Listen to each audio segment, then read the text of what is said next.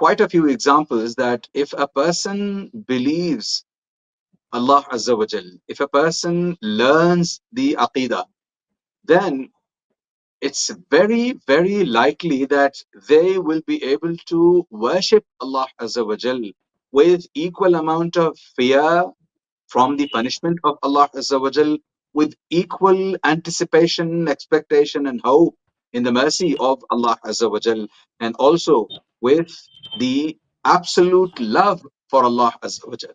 So this is only possible when we try to learn matters pertaining to Aqidah. Especially if we learn Aqidah during our last session, we learned that we will be able to find out, or should I say, learn more and more about the names of Allah Azza wa Jal. And the names of Allah Azza wa Jal are very, very significant in trying to worship Allah Azza wa Jal. For instance, now I will give you a small analogy, although I must throw caution here to wind that walillahi al-mathalu al-a'la. So we must realize through this analogy, bidnillah, that if a person knows, their boss or the company, or for that matter the product they are working for, if the person knows all of this uh, well, they will be able to, not only if for example, now if a person knows the product well, they will be able to sell that product well, and or should I say, at least market the product so much well. However, if the person doesn't quite know the product well, how will he or will they be able to sell that product?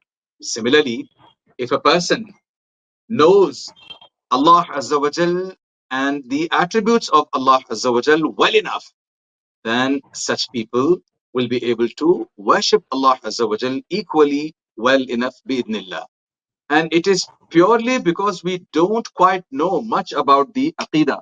It is purely because we have not got any idea, many of us, about what Aqidah is, about what the names and attributes of Allah Azza wa Jal are.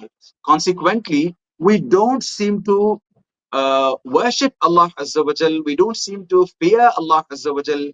And, we fall into one of those categories of people who don't quite fear sinning, purely because they think that, okay, Allah Azza wa Jal is merciful, therefore I don't really have to worry about the consequences of my bad deeds, because eventually Allah Azza wa Jal is Ghafoor, Allah Azza wa Jal is Rahim. So, this kind of irja, you know, this kind of wishful thinking, happens only when we don't know Allah Azza wa Jal enough, only when we don't know the names and attributes of Allah Azza wa Jal. This is exactly what we tried to learn the other day.